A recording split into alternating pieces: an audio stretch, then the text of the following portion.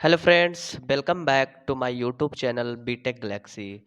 Friends, आज के इस वीडियो में हम डिस्कस करने वाले हैं इंजीनियरिंग फिजिक्स के एक और नए टॉपिक को।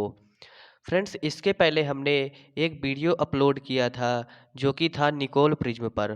तो इससे पहले आप उस वीडियो को वॉच कर सकते हैं, जिससे कि यह टॉपिक जो है उसी से संबंधित है, तो आपको बेहतर समझने में आसानी होगी। तो आज का हमारा टॉपिक है ऑप्टिकल एक्टिविटी। इसी को हम कहते हैं रोटेटरी पोलराइजेशन। यह एक निकोल प्रिज्म का टॉपिक है। तो सबसे पहले हम इसे फिगर के माध्यम से समझते हैं। यह हमने इसका फिगर बनाया हुआ है। जैसा कि आप लोग जानते हैं, यह एक निकोल प्रिज्म है और इससे अनपोलराइज्ड लाइट पास कर रही है। तो जब वह निकोल प्रिज्म से पास करती है तो दो रेज में बढ़ जाती है, जिसमें से एक रे है जो ये है वह ई रे है, और ये जो दूसरी रे है ये ओ रे है।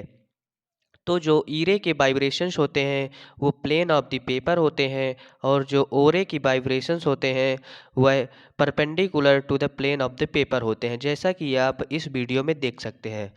तो अब यह ई रे जो है वह निकोल प्रिज्म से निकल कर आगे बढ़ती है, और यहाँ पर आप देख सकते हैं हमने एक एनालाइजर लगाया हुआ है जो कि इस ई रे की जांच करता है।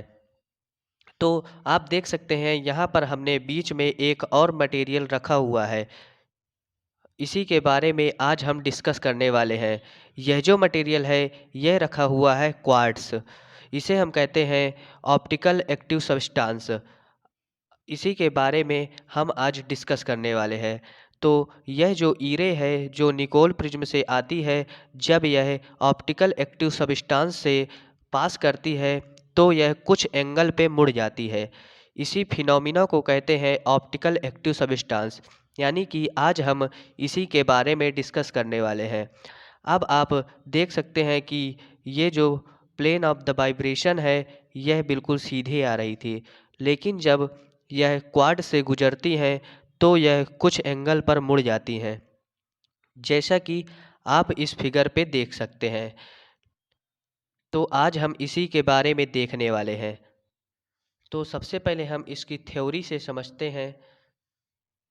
When a plane polarized light is passed through some crystal like quartz, यानी कि जब कोई प्लेन पोलराइज्ड लाइट किसी ऐसे क्रिस्टल से गुजरती है, मान लेते हैं जो कि क्वार्ट्स है, then the plane of polarization of the emergent light, तो जो इमर्जेंट लाइट के पोलराइजेशन होता है is not same as incident light, वह इंसिडेंट लाइट के समान नहीं रहता। यानी कि पहले जो सीधी वाइब्रेशंस आ रही थी वह अब सीधी नहीं रह जाती हैं। These crystals rotate the plane of polarisation.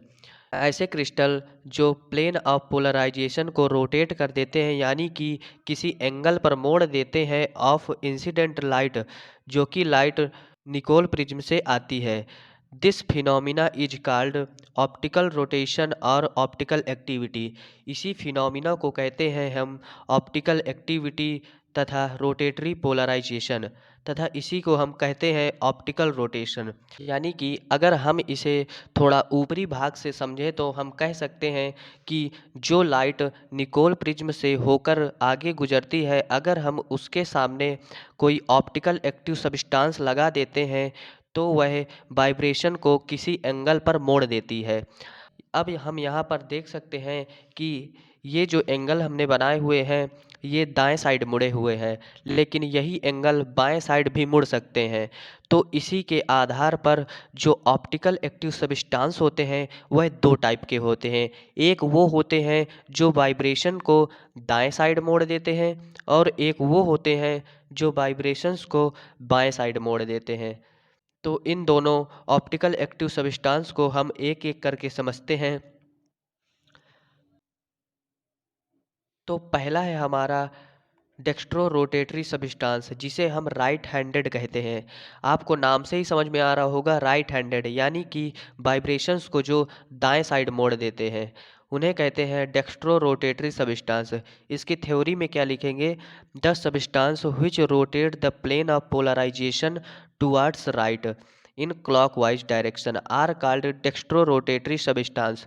यानी कि ऐसे सबस्टांस जो प्लेन ऑफ पोलराइजेशन को दाएं साइड मोड़ देते हैं, यानी कि क्लॉकवाइज डायरेक्शन में मोड़ देते हैं, उन्हें कहते हैं हम डेक्स्ट्रो रोटेटरी सबस्टांस, यानी कि राइट हैंडेड। और दूसरा है हमारा लाइवो रोटेटरी सबस्टांस, यानी कि लेफ्ट हैंडेड। अब यहाँ पर लेफ्ट हैंडेड है, यानी कि यह प्लेन ऑफ पोलराइजेशन को लेफ्ट साइड मोड़ देगा। तो इसकी थ्योरी हम लिखेंगे the this substance which rotate the plane of polarisation towards left और in anti clockwise direction is called laevo rotatory substance. यानी कि यहाँ पर क्या होता है, यहाँ पर जो प्लेन ऑफ वाइब्रेशंस हैं उसे लेफ्ट साइड यानी कि बाएं साइड मोड़ देता है, और उसी को हम कह सकते हैं एंटी क्लॉकवाइज। अगर हम इसके थोड़ा सा फिगर बना के समझें तो मान लेते हैं यह एक right handed optical active substance है। तो यहाँ से मान लेते हैं ई रे सीधे गुजर रही है। तो अगर यह right handed optical active substance है तो यह इन वाइब्रेशंस को राइट साइड मोड़ देगा, यानी कि इनकी डायरेक्शन थोड़ा राइट साइड में झुक जाएगी। लेकिन अगर यही left handed optical active substance है मान लेते हैं, तो जो यहाँ से गुजरने वाली वाइब्रेशंस होंगी ईरे की, वह इन्हें लेफ्ट साइड यानी कि कुछ इस टाइप से मोड़ देगा। यानी कि राइट हैंडेड है तो यह राइट साइड को वाइब्रेशंस को मोड़ देगा, और अगर left handed optical active substance लगा है तो वह वाइब्रेशंस को लेफ्ट साइड में मोड़ देगा। तो यह था आज का हमारा टॉपिक ऑप्टिकल एक्टिविटी और रोटेटरी पोलराइजेशन। तो आई होप कि आपको वीडियो पसंद आया होगा। तो अगर आपको वीडियो पसंद आई हो तो इसे लाइक करें और अपने फ्रेंड्स तक ज़रूर शेयर करें, और हमारे चैनल बीटेक गैलेक्सी को ज़रूर सब्सक्राइब करें। तो मिलते हैं आपसे नेक्स्ट वीडियो में, तब तक के लिए जय हिंद।